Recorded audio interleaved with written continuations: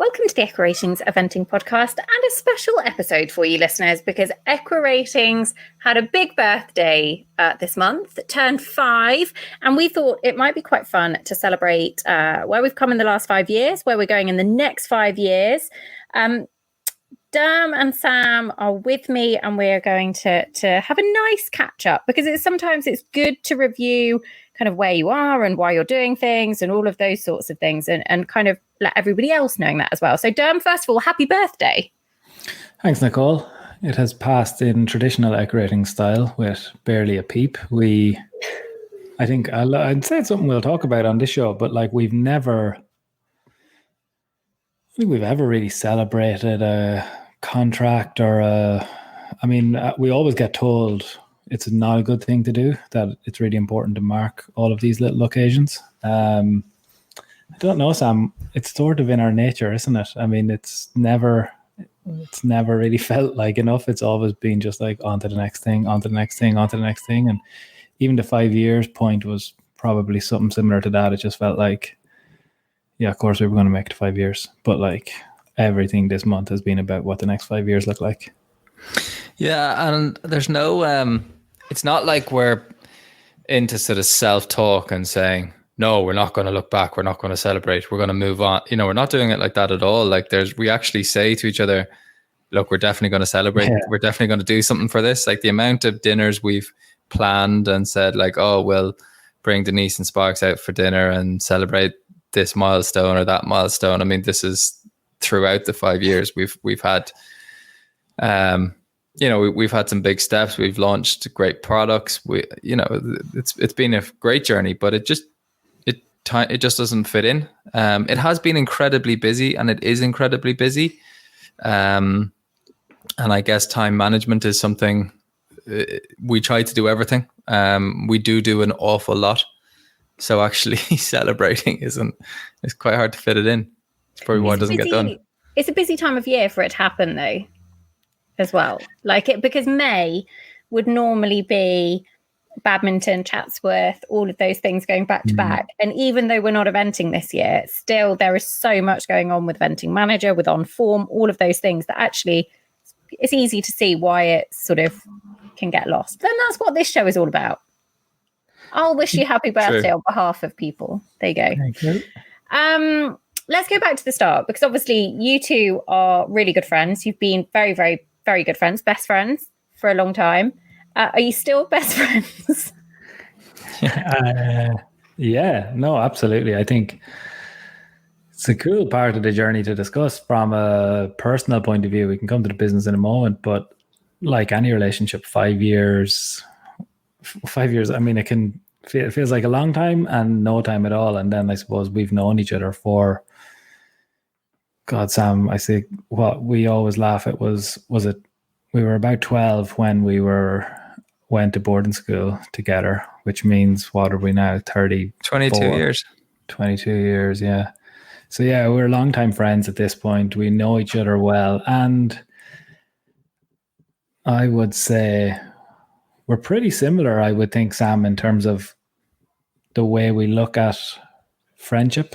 Like I have a pretty small group of friends. Like some of my friends have really big groups of friends, and I think different people do it differently. But for me, I know I would, like Sam would pretty much know everything about me, and I would ring Sam and tell him everything, whereas I probably wouldn't do that with a wider group. So I'd say we're as tight as quality friendship rather than quantity. Yeah. I'm on board with that one. Have you learned anything new about working with Sam that you didn't know before? You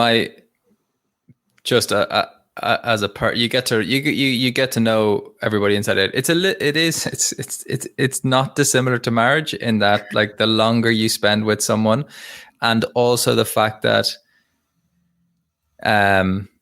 you have to go through stressful times together as well. And I think one of the key words is respect in all of these friendships and relationships, business, personal. And you know, I think I hope it's both ways, but Dee does look after us. I think there's a couple of interesting bits in the journey for me in terms of both of us. I think the starting one is really interesting for me, and I'm still asked about it lots. Not necessarily kind of in a public context, but I would think when I was leaving corporate law, I was at a point really with corporate law where I was just a little bit burned out by it all. And I just didn't really have any love for it. And probably the last year of working in that industry, I say I spoke to Sam every day. You remember that, Sam? It was around the time Archie was being born. So what's he now, 7 or 6.5? About 7 years ago, I'd say we spoke every day at lunchtime for an hour, and then I would get home at whatever it was, 7, 8, 9, 10, and we would speak for another couple of hours. And that was every day for a year. That was in advance of EquiRatings. And again, I know it's laughed about and talked about, like how I didn't come into eventing with necessarily a background or love of eventing. And I hadn't been to those events early in Sam's career, early when we knew each other. I just didn't really know anything about it. I would say the much more important driver for me in ending up in this business was Sam rather than eventing. And I still think like that. And I think like that over the next 5 years. I would say I care a lot less about what industry we work in, as opposed to I know that our two skill sets work well. And I know that we really enjoy knocking around together, which means whatever we decide to do, we've pretty much agreed it'll probably last for the next 40 years. And it won't just be in this, and it'll be in a few different areas, but it'll be the two of us who attack it and go at it. And that's a big security blanket and a big source of enjoyment. You know, you're kind of, like Sam mentioned, the marriage angle of it, and that is funny in one sense, but it is similar in that you kind of think, yeah, we're going to be in this for the next however many years, and we know that we work well. It doesn't really matter what the thing is. It happened to be eventing, and it happened to be data because we're both interested in it, but it could have been 4 or 5 different things, I would say. That's really lovely, though, because there's always that risk, isn't there? When you start a company, there becomes all these different external pressures. And actually, the last thing you want is for your friendship to go by the wayside. But that absolutely hasn't happened. That was quite touching listening to that, you two. There you go. If you ever want to pull each other's hair out, you can go back and listen to that little clip. Definitely, I mean, we bicker a lot. We definitely bicker a lot. Yeah. But I think the thing I learned actually as it went on, at the start, because my side of the business is really about the organization of it. Sam's side is much more about the thinking and the product creation and where it might go. My side is really about making sure that it actually goes. And what I think I learned about Sam and about running the business was I probably spent the first 2 or 3 years, maybe longer, maybe 4 years, trying to bring Sam into that sense of organization. So I would try to get him to, fill out his plan for the week, or to tell me what he's going to be working on, or to basically timetable and understand where his role fitted within all of the other people that were at this stage working around him, and working around his mind. And that was really frustrating. And that was like not a source of tension, but probably an underlying piece that we weren't aligned on, because I know I've talked about it before, Sam, how you'd feel guilty at different points in the year, particularly when you were off traveling and when you were competing and you knew there was like a huge amount of hours going in. And I would be ringing you at an event being like, I don't want to bother you at an event. I know that you're eventing, but if you don't answer this question, I can't. So I need you. And that was definitely a source of tension. And then I remember talking to someone last year about it. And I'd say it was probably like 2 or 3 months last year, Sam, where you remember it was like a tough 2 or 3 months in the business. Like I was so tired. I thought like I'd some kind of, I did have a virus, but it was really like, God, what are we going to do at this point? Wasn't that the year that was after WEG, wasn't it? Yeah, it might have been. I can't remember. Back end of 2018, I think. I remember we were all very worried. Well into 2019, like it was a winter. It was about two. No, it ended in kind of December, but it was about 2 months of like absolute exhaustion, and it could have just been burnout. I don't know, but I remember talking to someone at that point and like identifying different parts of the business, and that person said to me, and it really resonated with me, that, you know, I talked about my relationship with Sam and how the business was structured and the different points that worked well and the different points of contention. I remember him saying to me that if you have the best fish in the sea, but you ask it to climb a tree, it won't look that good. And what it was about was, if you've got someone who is kind of a creative genius, a little bit eccentric, a little bit mad, but ultimately brilliant, you can't try to structure them in a way which requires them to, you know, fill in the boxes. You've got to allow them to have the creative freedom to be brilliant. And that really resonated with me. And I don't think from then on I ever really asked Sam to be on a certain meeting at a certain, well, I obviously did, but not, I was much more conscious of it, that like actually to get the most out of someone and to get the most out of your team, you've got to treat everybody differently and understand everybody's strengths and weaknesses. And by the way, Nicole, this is 4 years in and whatever, 15, 16 years into friendship. But I would say the last year, I've never, or since then, I've probably never thought about, I don't think there's ever been a tension in us in terms of what we do. And there's a great communication in that. I will say, you don't need to do that. Just do your bit. I'll take care of the rest. And then when I say that, that's usually me and the team. I think that's the thing, isn't it, though? Finding what makes people tick and how it works for them. Because obviously it's a big difference. I mean, Sam, you're still, we spoke about this actually earlier in the week of, you know, there's still the horses. They're still there. You're riding still at a higher level. You've been more successful in the last few years than you have been in your entire career. And that's down to sort of you working more efficiently. Is that fair to say? Well, I mean, I'm so fortunate to have two great people around me who allow me to do my job. So I wouldn't have, firstly, 10 years ago when I was looking at the sport saying, how good am I? How do I compare to other riders? How do I know if I'm improving?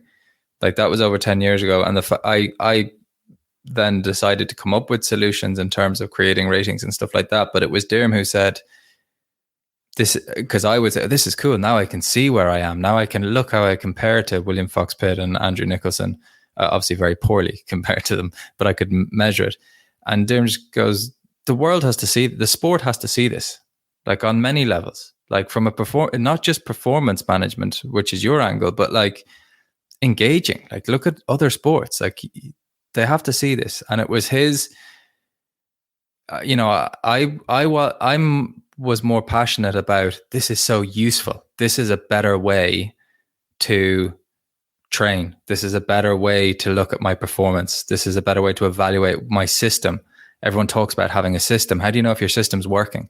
How do you know that the change you made, like changing your feed, changing your dressage coach, how do you know that all that worked? Anyway, so it was my problem, and it was probably my vision of how to solve the problem.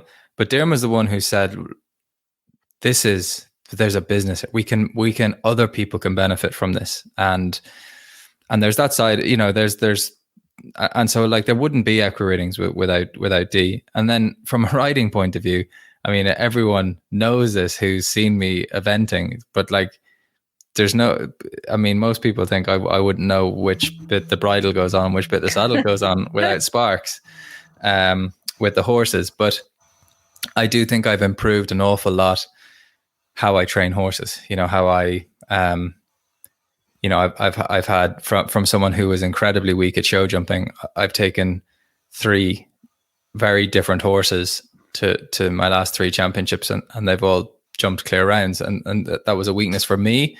And it was, but it's not just improving me, it's also training the horses as well. But I've been I'm allowed to work things out. I have I'm given the time to find solutions to problems, and I love it. That's what I love to do. I love to look at problems and find a better way of doing things, and that's what I love to do. And there's two people in the world who really work incredibly hard. Like I just can't.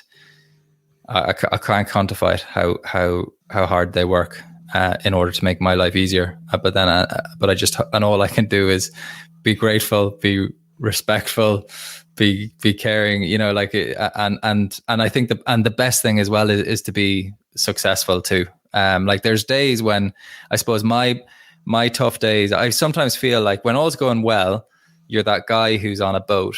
On an old ship, and you're in that top bit, on the top of the mast, and you're in the lookout, and you're up there going, this ship is moving. There's people making it move. There's people in the engine room.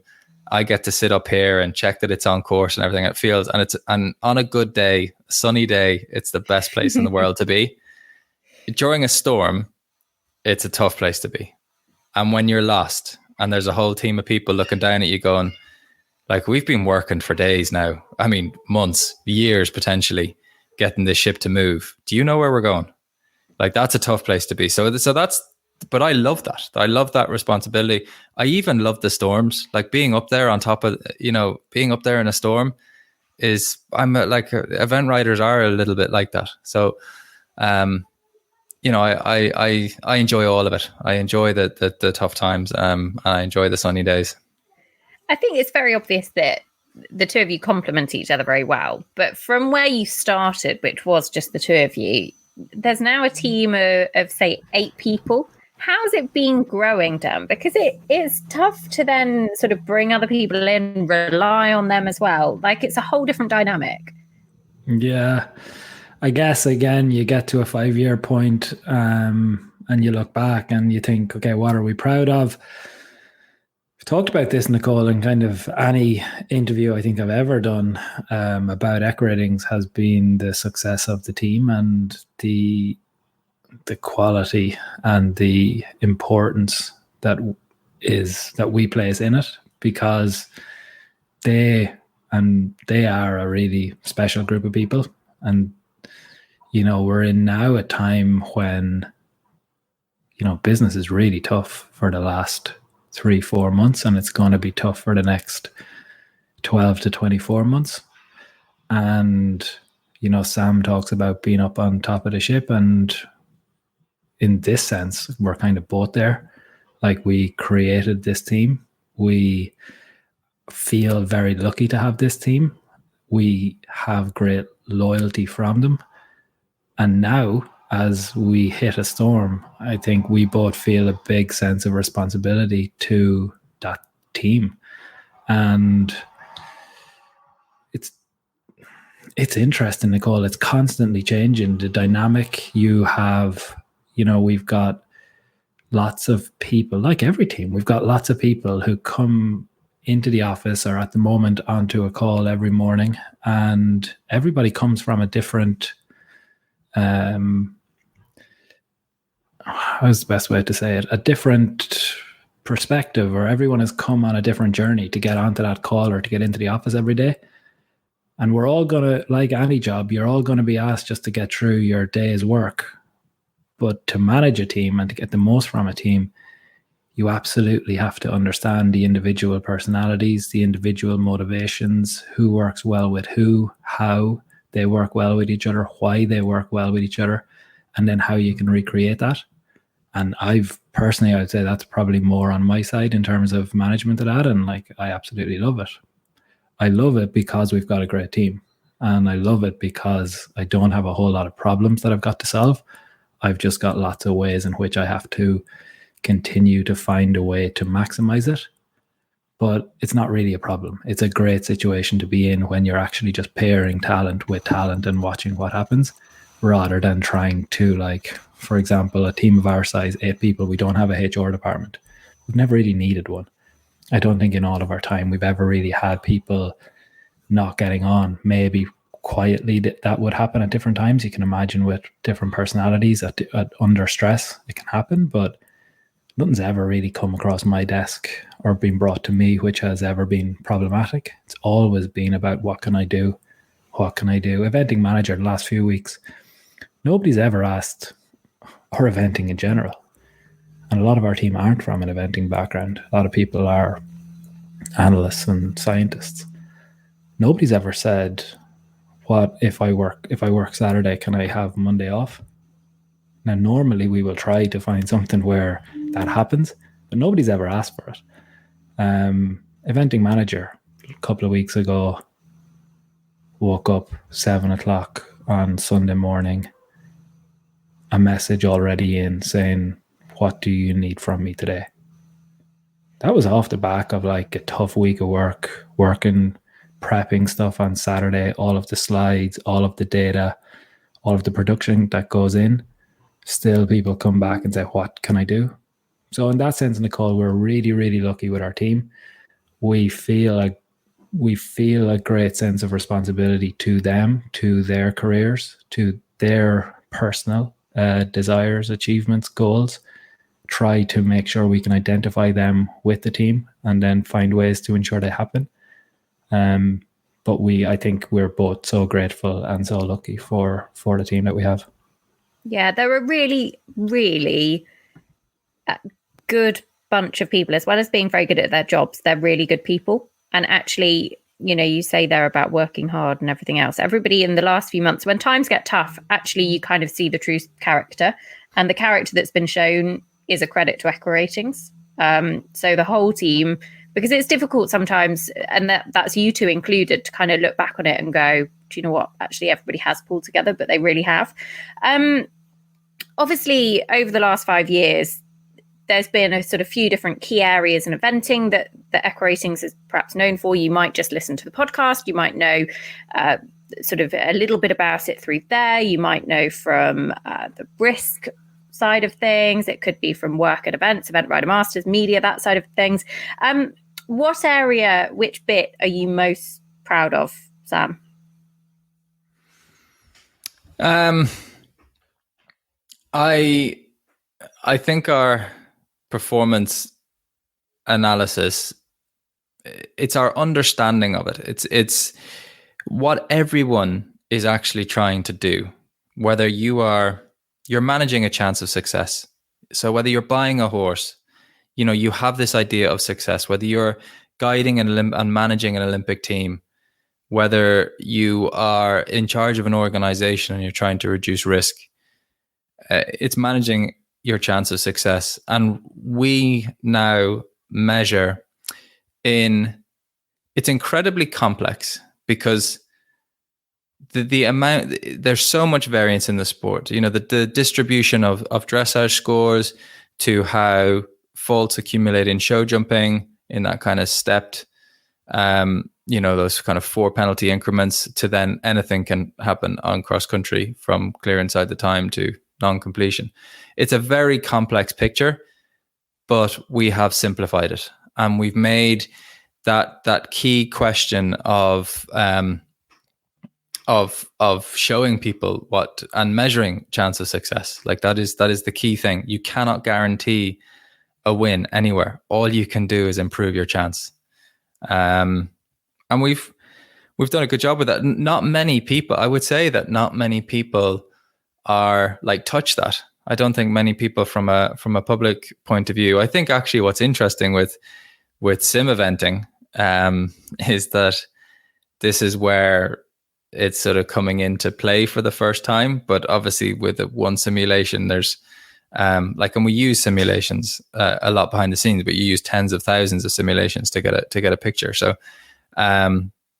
using once is bringing this variance to life, but it's very real. It's very important for performance managers because we all naturally think that someone's best ever dressage score is now their expected dressage score, and it's not. We don't, and we see it time and time again. People with they're kind of surprised and disappointed not to hit their PB, but most people are closer to their average than they are to their PB.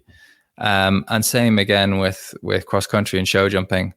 No one ever saw the 2 fences down or 3 fences down or 4 fences down coming from a horse who normally jumps clear, but it happens and the variance is there. And quantifying that, has been cool, and like it's, as I say, it's complex, but making something complex simple is very difficult to do, and I feel we've done that well behind the scenes. It's not a massive public thing, but that's what I like. How about you, Dee? In terms of moments, I would say one of the first times I really felt it from if you go to look at the different services, one of the first times I really felt it from a media point of view was that Michael Young record at badminton in 2016. Maybe even a little bit the Oliver Townend one with Kilnabrad and Evo, but both have been around badminton. But particularly, I would say the Michael Young one was a moment for me where I felt this would not have been picked up without us. And I don't like, I suppose it's not in our nature to blow our own trumpet or to say we're great or that we've done something really brilliant with it. But I do believe that recognizing, say something like FOD, okay, it wasn't really ever talked about before us. Finish on your dressage score. But Sam talks about quantifying all the time, measuring and quantifying. That's what this business is about.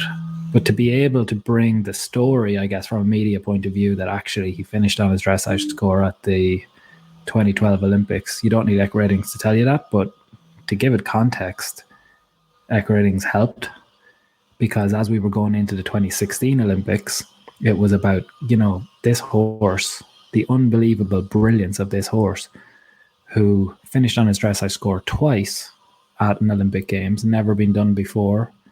Obviously never been done until he had done it in 2012. And then in between time, managed to set the lowest ever finishing score achieved at badminton.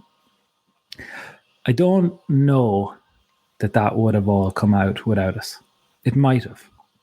But there was nothing for me in the previous 5 years that suggested that it would have.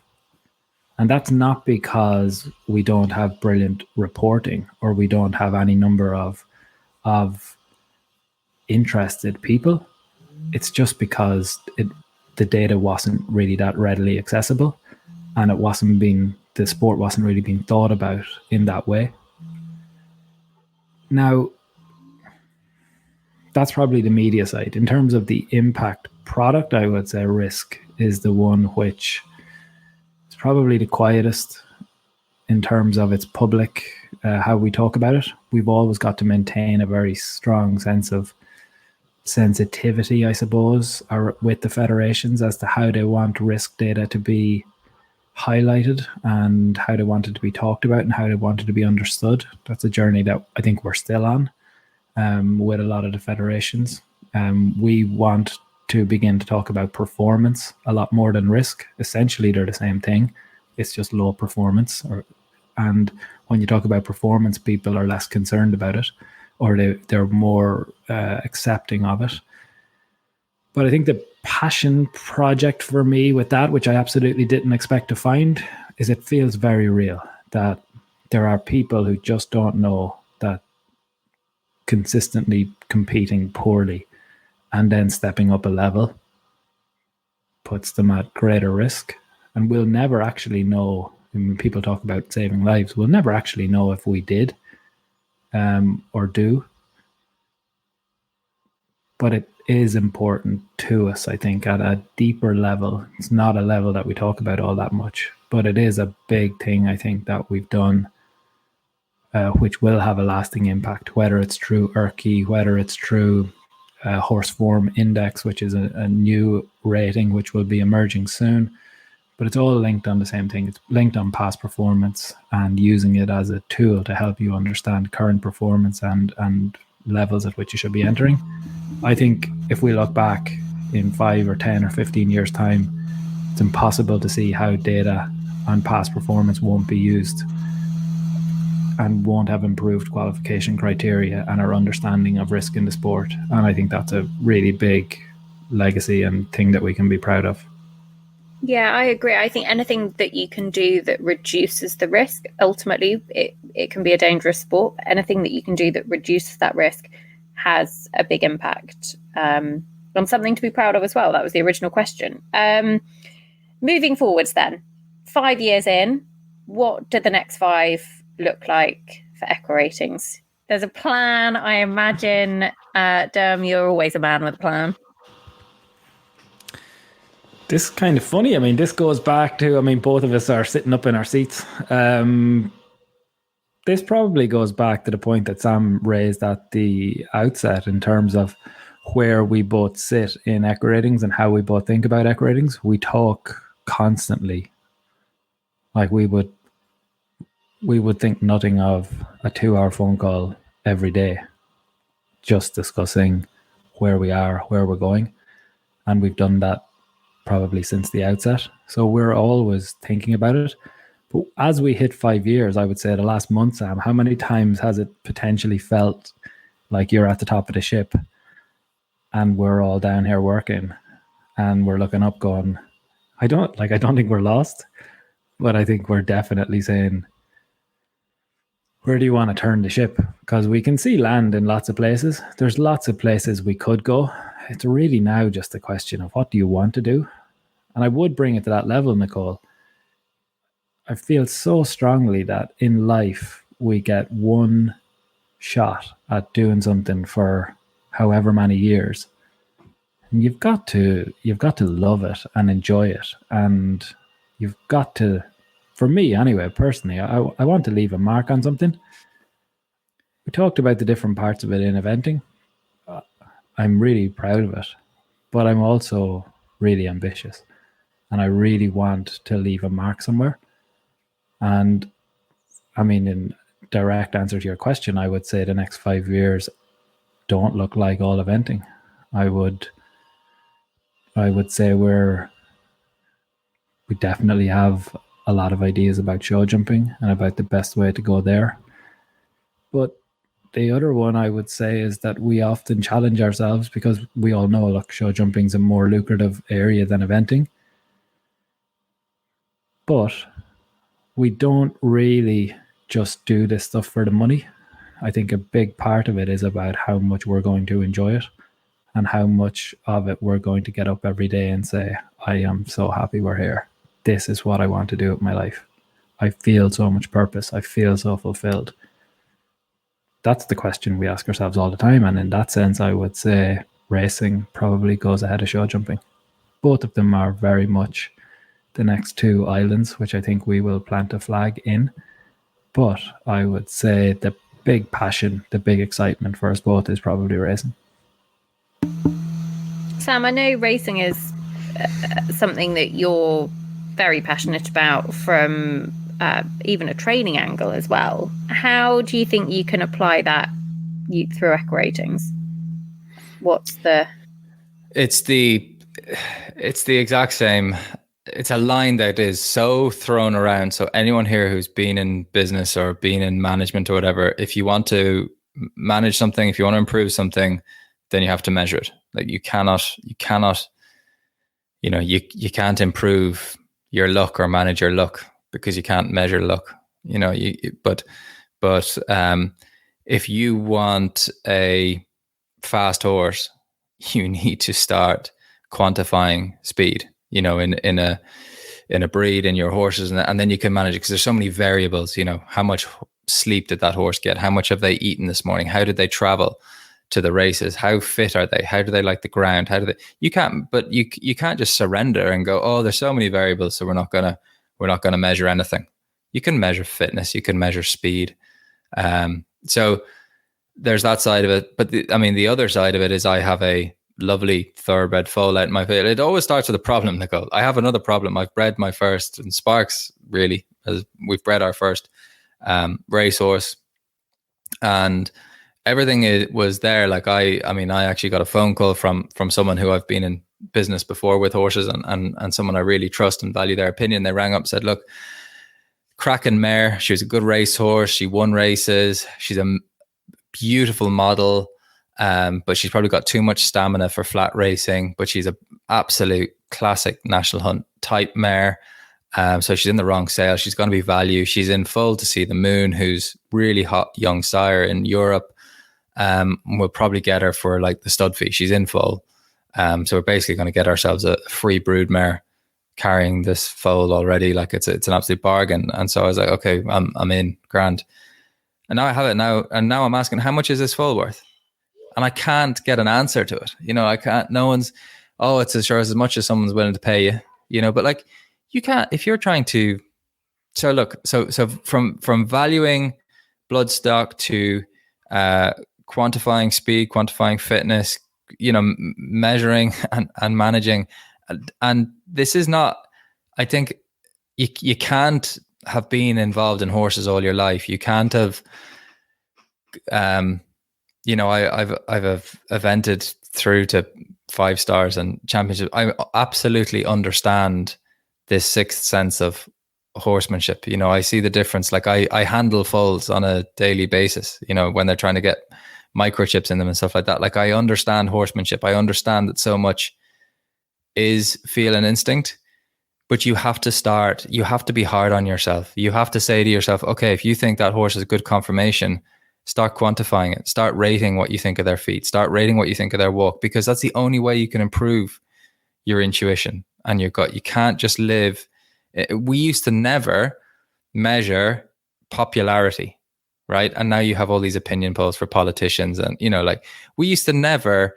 What would we say about a hotel when we went on holiday? Oh, that's a lovely hotel, you should go there. Now you rate it on TripAdvisor, and that's how people find, because you measure. If you want to manage what you think of something, you have to start measuring it. Like happiness, who's hit a smiley face before coming in and out of a shop? Yeah, or airports, you walk through things. Customer satisfaction. No, people would have said you were absolutely mad to measure how you feel about service. Like it was either good or it wasn't, and that's how eventing still. So they're like, you can't measure this. You can't do, and that is just music to my ears. You can't value a horse. It's worth as much as someone wants to pay for it. And of course you can't, where people are right is that you can't predict the future. But if you want to get better at something, if you want to manage your chance of success, you need to start measuring it. So that the likelihood, what is the likelihood that foal in my field wins a Group 1? Right now, well, we actually could, because we're getting there. We can start to tell you the answer, but the industry doesn't tell you the answer. So look, there's room, and it's not that we want to leave. Like we're here in eventing, but we can't, like the way we talk and what I talk about there, like what we're passionate about and what we believe is that there is a better way. There's a better way than to say that horsemanship is just an art. We believe in the value of management, of bringing in metrics, of bringing in accountability and measurement, and combining science with it, with the feeling. And we want to keep going where there's opportunities to use that. I think the other one I would say on that, Sam, is we want to control it. I want to control our destiny with this a little bit. I just so strongly believe that, as Sam mentioned, when so many people tell you that you can't predict the future and that you can't measure something, that it's such a big opportunity. If that was happening in the investment world right now, I mean, the first thing you would do is you think, what a great opportunity it is to make money. But we're literally seeing that happening in a multi-billion-dollar market, which is horse sales, and a market which is worth tens of millions every year, which is just prize money at racing. And what I want to do that we probably haven't achieved in these 5 years is I want us to control it. What we've done for a long time is we've advised people using data, and we've given them the tools. Sam often compares some of our work to being like accountancy software, where we will say, here are all of the ratings. Now, how you apply them, you can work with us for us to show you how you could apply them. But ultimately, it comes down to who sets the rules, who picks the team, and how you talk about it. I want to be the person who picks the team. And I want to be the person who applies the rules because I believe in it so strongly. Now, I'm not going to get a job as a high performance manager. But if I did get a job as a high performance manager, the first thing I would do is I would go and I would look at what it takes to win. We often get asked that question. But I would say, okay, well, we probably need to we can't have our combination scoring more than 40. We've got to get 3 combinations home that score 40 in eventing. And even then, we're probably still in the less than 50% chance of being on a podium.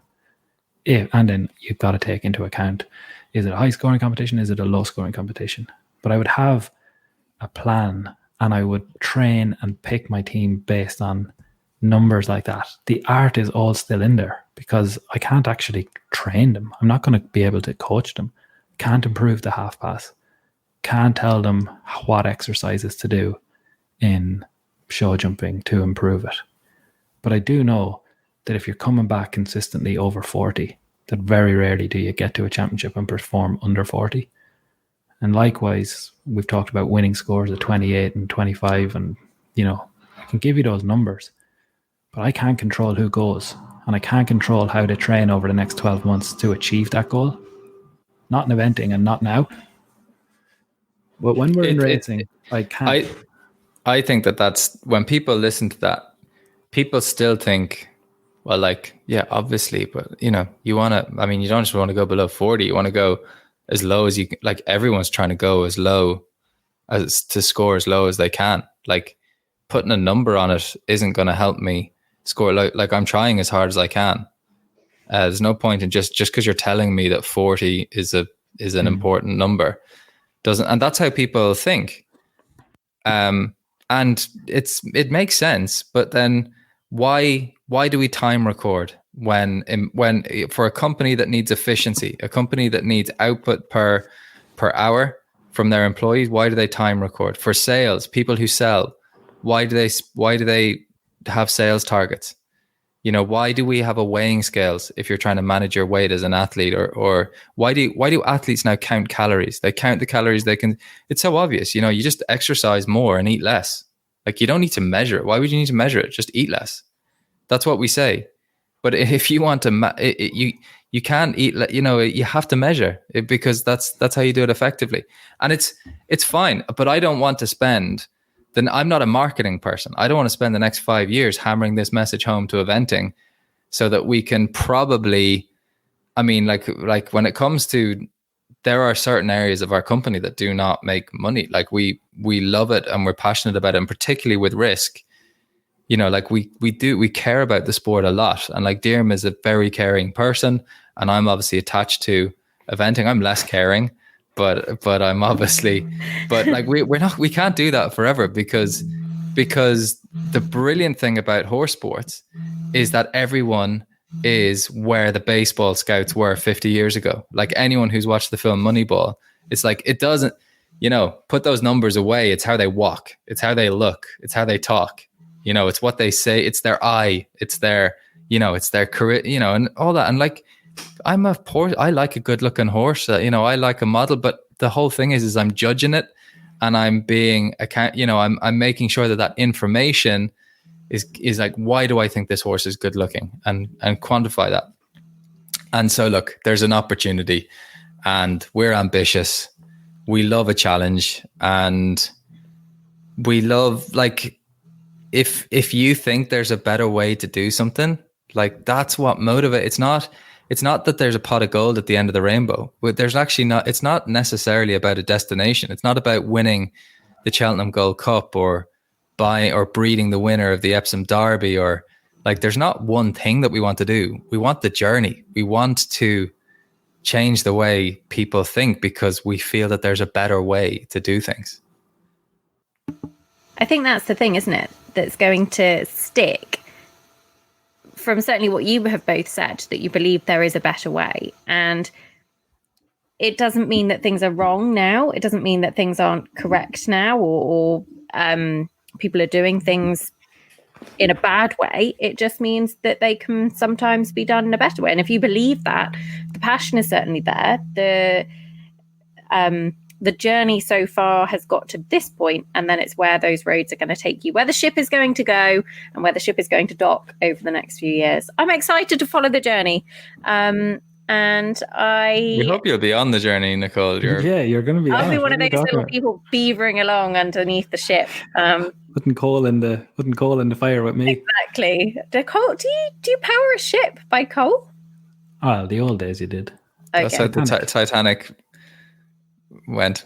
Oh, okay. So there you go. Happy birthday, EquiRatings.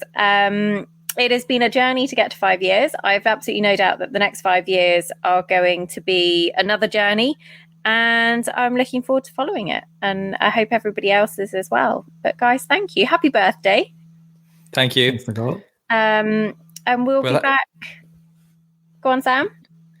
Well, I know it really feels like we're not moving on. Like our meetings this morning were all about eventing manager and making that bigger and better. I can't wait for the first eventing manager on a real competition as well. But the sims are cool and they're fun, and don't get me wrong. I think EquiRatings in eventing is going to grow. But you can't force things on people. The great thing is that I think the other thing is we started really complex, like with performance and with risk. We went for the most accurate predictor, and that's like, those are complex models because you get better accuracy the more you throw at it.